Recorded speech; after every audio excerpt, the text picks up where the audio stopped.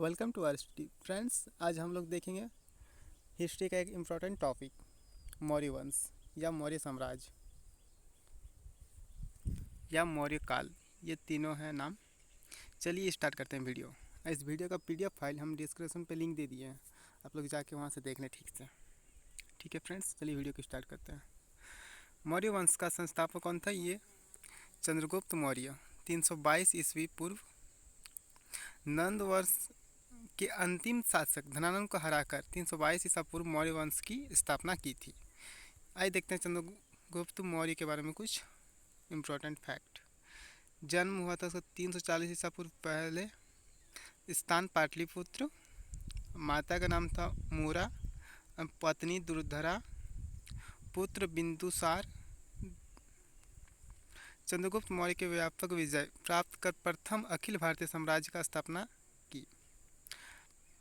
चंद्रगुप्त ने पश्चिम उत्तर भारत के सेल्यूकस की गुलामी से मुक्त किया और बाद में दोनों शासकों के मध्य समझौता हो गया और चंद्रगुप्त से 500 हाथी लेकर उसे पूर्वी अफगानिस्तान, बलूचिस्तान और सिंधु के पश्चिम का क्षेत्र दे दिया।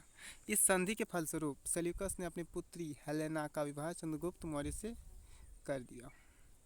मेगास्थनीज यूनान का राजदूत था जिसे सेल्यूकस ने चंद्रगुप्त मौर्य के दरबार में भेजा था। इसने इंडिका नामक पुस्तक की रचना की है। फ्रेंड, कुछ फैक्ट आप पॉइंट देख लें आप लोग, इम्पोर्टेंट। बिंदुसार 298 ईस्वी से 273 ईस्वी पूर्व। बिंदुसार चंद्रगुप्त मौर्य का पुत्र था। यूनानियों ने इसे अमित्र घात कहा है। बिंदुसार का मृत्यु 273 ईस्वी पूर्व के लगभग हुई थी। अशोक 273 से 232 ईस्वी पूर्व। अशोक बिंदुसार का पुत्र था। अशोक प्रथम भारतीय सम्राट हुआ जिसने अपने अभिलेखों के सहायता से सीधे अपनी प्रजा को संबोधित किया।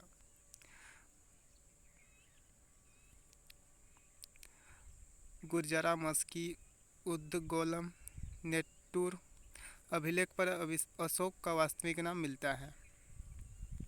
सर्वप्रथम 1837 ईस्वी में जेम्स प्रिंसेप ने अशोक के अभिलेखों को पढ़ने में सफलता प्राप्त की थी। ये देख लें क्वेश्चंस या फैक्ट। अशोक ने कलिंग पर आक्रमण किया और जीत लिया, जिससे हम कलिंग युद्ध के नाम से भी जानते हैं। कलिंग युद्ध एवं उनके परिणामों के विषय में अशोक के 13वें अभिलेख में विस्तृत सूचना प्राप्त होती है। अशोक के बुद्ध का तीसरा सम्मेलन आयोजित करवाया और धर्म प्रचारकों के लिए केवल दक्षिण भारत ही नहीं बल्कि पूरी श्रीलंका, वर्मा आदि देशों में भी भेजा। मौर्य समाज का अंतिम शासक वीरभद्र था। आइए देखते हैं आर्थिक नियंत्रण। वही कृषि, व्यापार, वाणिज्य और बाट माप, कटाई, बुनाई, खान आदि उद्योगों का नियंत्रण रखते थे। मौर्य काल में सभी प्रकार का फसलों का उत्पादन होता था।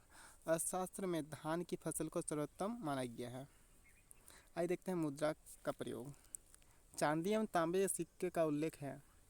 चांदी के सिक्के के 4 प्रकार के थे, जैसे पहले पन, अर्धपन, पाद, अष्टभाग। तांबे सिक्के के भी 4 प्रकार के थे। पहला मासक, अर्धमासक, काकनी, अर्धकाकनी। आइए देखते हैं मौर्य समाज का पतन कैसे हुआ। मौर्य समाज का केंद्रित प्रशासन के बल पर टिका हुआ था, जिसे हम केंद्र प्रशासन के नाम से भी जानते हैं, जिसका सबसे मजबूत आधार सुयोग्य एवं दूरदर्शी सम्राट 332 ईसा पूर्व अशोक की मृत्यु के बाद मौर्य समाज कमज़ोर होने लगा। 180 ईसा पूर्व अंतिम मौर्य सम्राट बृहदत्त की मृत्यु पुष्यमित्र शुंग द्वारा हत्या के बाद मौर्य समाज का समाप्त हो गया। फ्रेंड्स, अगर वीडियो अच्छा लगे तो लाइक, चैनल को सब्सक्राइब